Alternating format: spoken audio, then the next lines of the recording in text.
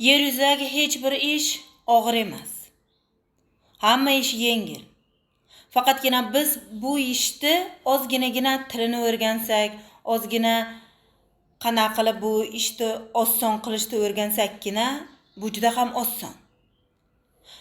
Biz nima qilamiz? Qo'rqamiz. Men bu ishni qila olmayman, sen ham qila olmaysan degan gaplarni gapiramizda va o'zimizni orqaga tortamiz.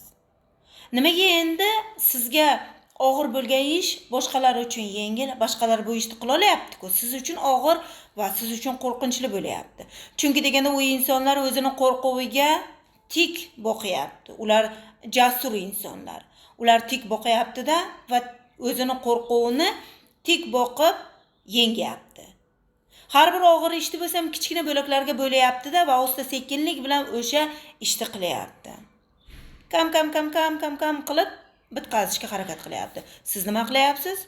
Qo'rqyapsiz. O'zingizni orqaga tortyapsiz. Qo'rquv esam, qo'rquvni chaqiradi-ku. Sizga biron bir yoshi katta yoki yoshi kichkina o'zingiz qatori biron bir fikrini aytsa agar, siz ularni hammasini fikrini noto'g'ri deb o'zingizni fikringizni aytib, o'zingizni gaplaringizni ma'qullashga harakat qilasiz. Bir yaxshilab quloq solingchi, balkim o'sha kichkina bo'lsa ham sizga maslahat beryaptim, balkim u haqiqatan to'g'ri maslahatni beryapti. Mana bu yoshi katta ham o'zidan o'zi kelib sizga mana bu maslahatni bermaydi-ku. Bu ham biron bir narsani biladiki, maslahat beryapti. O'zingiz tengdoshingiz sizga maslahat beryaptimi? U ham juda yaxshi fikrlardirki, sizga shu maslahatni beryapti. Siz nima qilyapsiz? Faqat o'zingizning fikringizni ma'qullayapsiz. Qo'rqyapsiz.